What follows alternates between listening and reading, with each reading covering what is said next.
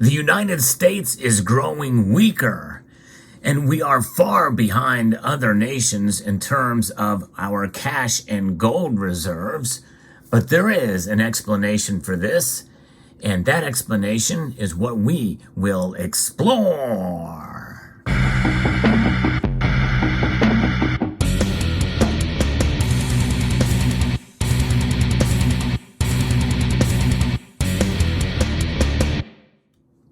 Greetings, members, one and all of the Salivation Nation. I'm going to be referencing an article from Quartz, that's QZ.com, that talks about this, and you'll be able to tell as I go through some of this that they have a slant, that they have a worldview that kind of, in a sense, celebrates, I think, a weakened United States and, of course, the tendency towards globalism. Which is ideas spouted off by the World Economic Forum. You'll sense some of this as we go through this piece, see if you can detect what I'm talking about here. But regardless, they are bringing you some information and data that on the surface sounds really bad for the United States, especially compared to other nations around the world. But nonetheless, there is a very cogent explanation for this, and that actually makes us look better than really we are, in a sense, because there are some other areas where we are getting weaker here as a country, and that is unfortunate. It could be turned around, but with each passing year, with each passing bill, it seems passed by Congress, it's going to be a much tougher fight. And we have the entrenched administrative state as well, too, that makes it even more difficult. But nonetheless, that's an aside note here because we're talking about gold and cash.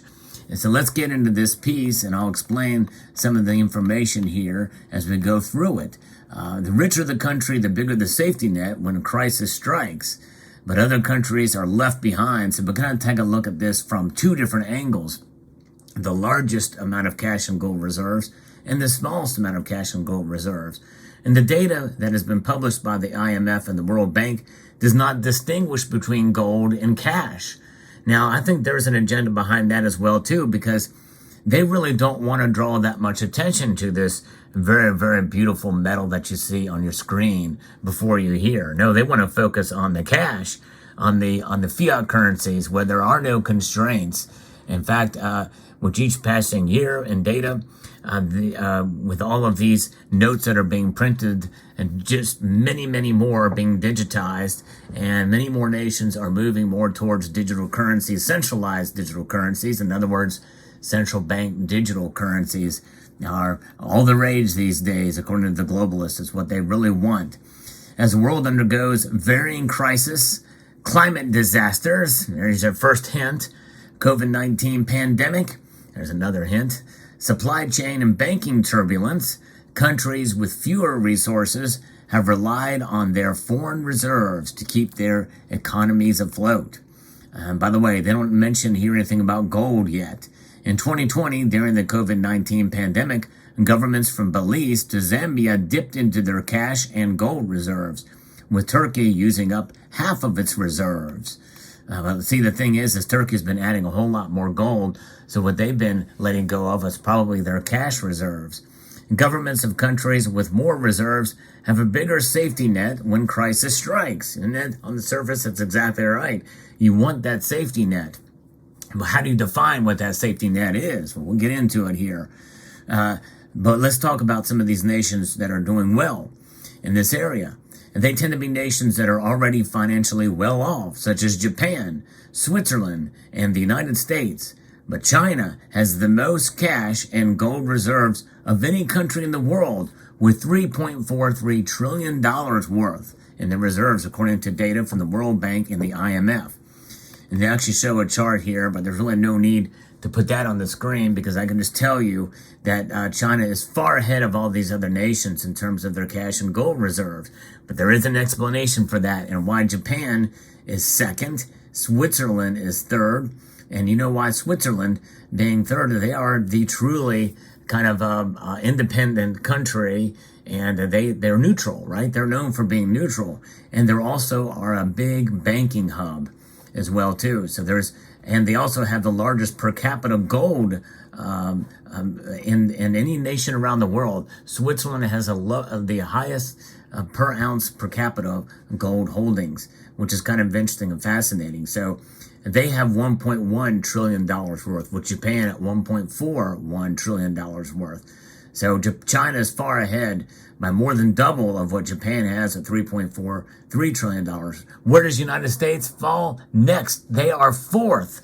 With everything that they've got, the United States is at $0.72 trillion worth. We don't even have a trillion. We don't even have $0.75 of a trillion worth of cash and gold reserves in our holdings.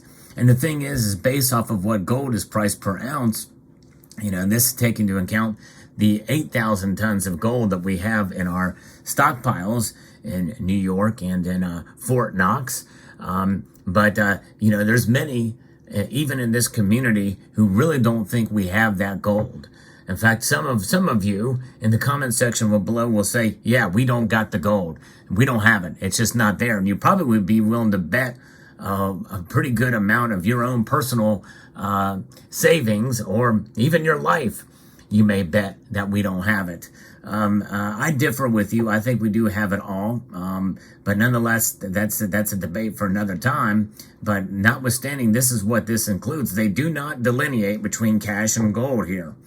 And so when you see $3.43 trillion worth that Canada has, and given their growing gold reserves, by the way, I think it's somewhere around, 2,000 tons, of gold that they've got, I believe, somewhere thereabouts. Most of their holdings is in other currencies. Now, more on that in a moment. Stick with me here, because let's talk about the poorer countries and dire situations to give you an idea of the slant of this piece. On the other end of the spectrum, countries with the smallest cash and gold reserves include Burundi, Samoa, and many other island states. Dominica has the least amount of reserves, a very small island nation in the Caribbean, valued at $190.8 million. Island states and other poorer countries are disproportionately affected by climate change. There you go. Yes, indeed. So there's the reason. It's all about climate change, apparently, and health emergencies with little to no financial capability to address those issues. Notwithstanding, and God forbid it would be anything else like corruption or what have you, and things that go on that many of these smaller nations, the reason why they're destitute, the reason why they're third world nations, of course they like to call them developing nations to be politically correct, is because it takes the blame away from them and what's happening there. No, everybody's a victim. It's nobody's fault. And so that's kind of the angle that they're using there. But nonetheless, a list of these nations, with the St. Lucia and Micronesia being the highest, the best off of the poorest there, with $497 billion there. But countries that aren't in the most dire situations could still be in trouble when the next crisis occurs. And Bolivia has barely enough cash reserves to cover 3 months worth of imports, prompting its central bank to sell U.S. dollars to individuals to bring up its exchange rate. And there is the clue. Now, they don't mention it in this piece at all about why some of these other nations are above the United States in the cash holdings. We'll get to that in a moment. I'll spell it all out for you here. Pakistan's reserves, meanwhile, have fallen to an 8-year low due to the pandemic, rising inflation, and a weakened rupee. And Pakistan also suffered from catastrophic floods that amounted to more than $30 billion of losses in the country in 2022. Sri Lanka and Lebanon are other countries that have been severely impacted by economic catastrophes, including unstable food systems and effects of the war in Ukraine. But the thing is, especially in Sri Lanka and Lebanon, a lot of it could be due to strife, war, and also being kind of a offshoot of Iran, and the funneling the terrorism activity and the like. There's a lot of corruption there.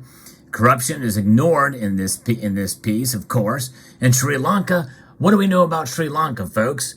Sri Lanka has gone in balls deep. Sri Lanka has gone in balls deep on the ESG. They've, as a country, have gone in on for environmental social governance, and that has absolutely devastated that country. But of course, they're not going to mention it in this piece. No, not at all. But again, that's in a side note. But here's the situation, folks, is the reason why China, Japan, and Switzerland are ahead of the United States in terms of cash and gold reserves is primarily because these other nations are looking for the safety of, yep, you guessed it, the dollar.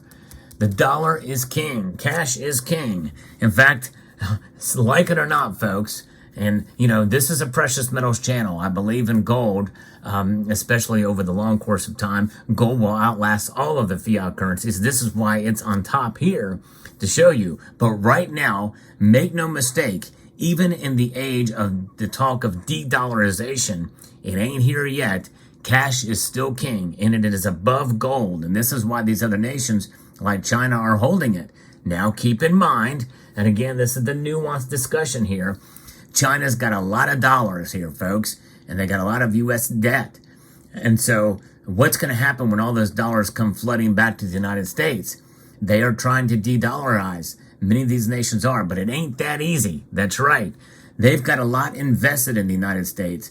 They do a lot of business in the United States. There's a lot of manufacturing that is done, a lot of outsourcing, because we don't have a lot of production that is being done here in the United States. We should do more of that. It is moving in the direction. So in that regard, we're kind of moving away from globalization. There's a two-tiered factor here situation. And in reality, the folks like Klaus Schwab at the World Economic Forum definitely want to move more towards globalization. And there is an aptitude for that and a desire for it. And essentially, they want to do that on the backs of the United States. And right now, the United States is much more open to it now, considering the administration and the policies and that ideology and worldview. That's where they're headed.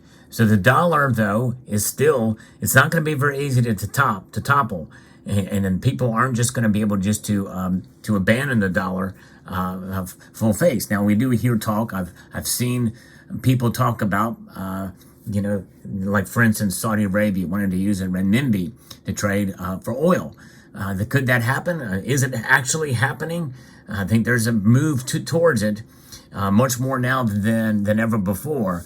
And once you see that begin, you're going to see more. And as these nations come together and create currencies or that are based off of gold, for instance, where they can have faith in each other and deal with their own differences between each other, then it's then and only then that will become the real threat against the dollar. In other words, you create a currency or an exchange that is based off of the foundation of gold. You could see some of these nations, especially in the East, as part of the BRICS, start to formulate and have something that they can have confidence in. Because right now, folks, with 60% of all international transactions done in the dollar, that's the thing that people have faith in. And it's an easy thing to do, to utilize. Now, obviously, Russia is in a different ball game. And that is, and they are starting to form that foundation. They want to start the Moscow exchange and maybe have a gold as a part of it, and that to make it attractive for other nations to partake. And I think they very well could. That is a real possibility. We have to keep that in mind. But folks, this is why China, Japan, and Switzerland are ahead of us, dramatically ahead of us, because they're holding dollars. The United States does not need to hold other currencies. In fact, it is a liability for us to do those because a lot of these other currencies are inflating at a faster rate than even us. Now, there are exceptions, but those other exceptions are from weaker currencies, believe it or not, because they're more closed-off system. So there's some nuance here in discussing all of this. But nonetheless, gold is the ultimate form of money. And even though right now cash may be king, gold is the emperor of all time in terms of what it means to have real wealth. This is why the Bank of International Settlements has labeled it as a tier 1 asset, making it equal and on par with cash. And when you have nations like Canada who have sold off all of their gold, say for maybe 77 ounces, I would love to see actual data that shows where those 77 ounces are. You've got other nations that are holding contract size gold bars. I don't have any of those, and this is the next best thing I can find to have it. Then you're going to see folks realize that is really where the money is, the sound money, because in the end, that's why we're seeing this move and why I celebrate so much on this channel when states here in the U.S. make moves towards recognizing gold and silver as sound money. Let me know what your thoughts are in the comment section below. Hope you found this video informative, insightful, and educational.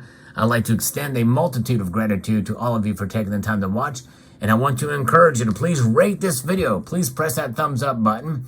Share it amongst other social media platforms, including this one. Comment and subscribe.